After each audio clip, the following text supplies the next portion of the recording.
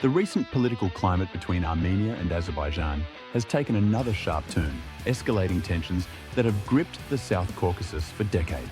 Armenian officials have issued warnings of potential conflict escalation following controversial remarks from Azerbaijani President Ilham Aliyev, who labelled Armenia's leadership as fascist. This rhetoric comes amid an already fragile situation. The region has been simmering since the conclusion of the 2020 Nagorno-Karabakh war, which saw Azerbaijan reclaim significant territory. Despite the ceasefire brokered by Russia, the underlying disputes remain unresolved. The Azerbaijani president's latest statement has been perceived by many in Armenia as not only provocative, but as an attempt to justify further aggressive actions. Armenia's government responded strongly, condemning the remarks as inflammatory and unhelpful for fostering dialogue or stability. Armenian Prime Minister Nikol Pashinyan addressed the issue in parliament, highlighting the potential risks of escalating military confrontations. He emphasized the need for diplomatic efforts and warned that such rhetoric could lead to renewed violence, endangering lives and destabilizing the region further. This development comes against a backdrop of increasing militarization and border tensions. Azerbaijan has fortified its military presence along the border, conducting drills and reinforcing positions. Armenia, in turn, has called for international attention to what it describes as Azerbaijan's pattern of intimidation and aggression. The international community has expressed concern. Several nations and organizations, including the European Union and the United States, have urged restraint and called for renewed peace talks. The calls for dialogue, however, face significant challenges, as trust between the two nations remains at an all-time low. One of the core issues complicating relations is the status of ethnic Armenians in Nagorno-Karabakh. The region, while internationally recognized as part of Azerbaijan, has a predominantly Armenian population. Armenian leaders argue that without guaranteed protections for these communities, any agreements would be meaningless. Meanwhile, Azerbaijan insists on its sovereignty over the area, viewing any external interference as a violation of its territorial integrity. Recent events have further exacerbated tensions. Reports of skirmishes and small-scale clashes along the border have become increasingly common, with each side accusing the other of provocation. Civilians in border villages on both sides live in fear, uncertain of what the next day will bring. Many families have packed essentials, prepared to flee at the first sign of violence, highlighting the pervasive anxiety that grips these communities. This volatile situation is compounded by the shifting dynamics of international alliances. Russia, historically a key player in the region, has been preoccupied with its ongoing conflict in Ukraine, leading to a reduced capacity to mediate effectively. This vacuum has opened the door for other powers to step in, but their ability to influence the situation remains limited. Turkey has emerged as a strong ally of Azerbaijan, while Iran has voiced concerns about the stability of its northern borders. These external players add layers of complexity to an already intricate conflict. Armenia's warnings about escalation risk highlight the urgency of the situation. Pashinyan's administration has appealed to the international community to take a more active role in preventing further violence.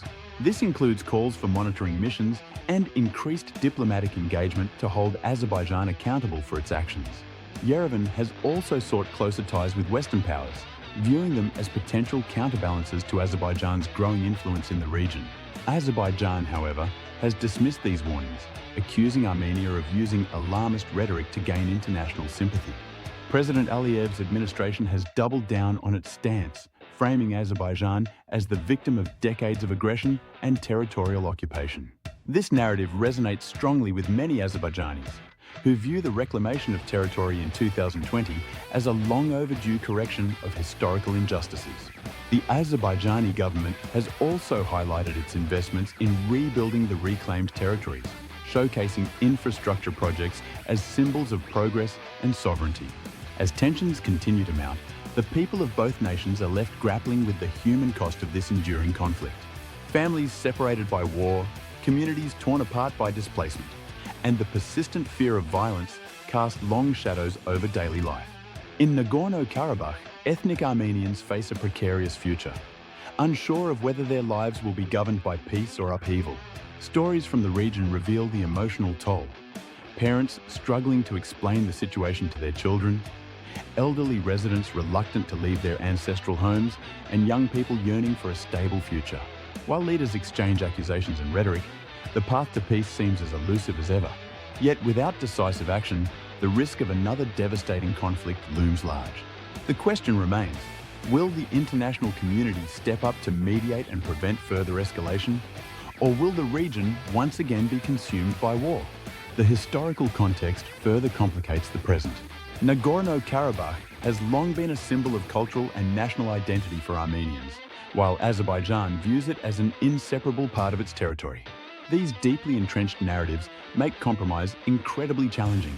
Decades of conflict have created a generation on both sides that knows little but hostility, complicating efforts to foster mutual understanding. Economic factors also play a significant role in the ongoing tensions. Azerbaijan's wealth from energy exports has enabled it to modernize its military and infrastructure, giving it a strategic advantage. Armenia, with fewer resources, has relied on its diaspora and international aid to bolster its position. This disparity has widened the gap between the two nations, influencing their strategies and negotiating power. In recent months, humanitarian concerns have grown. Blockades and restrictions on essential supplies have left communities in Nagorno-Karabakh vulnerable. Reports of food and medicine shortages, coupled with limited access to international aid, paint a grim picture. Advocacy groups have called for immediate intervention to prevent a humanitarian disaster. But action has been slow. The role of the media in shaping perceptions cannot be understated. State-controlled outlets in both countries have amplified nationalist narratives, portraying the other side as aggressors. This has further entrenched divisions, making it difficult to build bridges even at the grassroots level. Independent journalists have faced challenges in reporting the situation, with access restrictions and threats to their safety. The coming weeks will likely prove critical in determining the trajectory of this conflict. Diplomatic efforts are intensifying, with special envoys from various nations visiting the region to mediate. However, the success of these initiatives hinges on the willingness of Armenia and Azerbaijan to engage in meaningful dialogue. Trust-building measures, such as prisoner exchanges and transparency in military activities, could serve as initial steps toward de-escalation. For now, Armenia's warnings serve as a stark reminder of the stakes involved, not only for the two nations, but for the broader stability of the South Caucasus. The international community's response will be pivotal. Whether through sanctions, peacekeeping missions, or diplomatic pressure, their actions will shape the region's future. Ultimately, the people of Armenia and Azerbaijan deserve a future where their lives are not dictated by the shadow of war. It is a future where dialogue replaces discord, where communities rebuild trust, and where the shared history of the South Caucasus becomes a foundation for cooperation rather than conflict.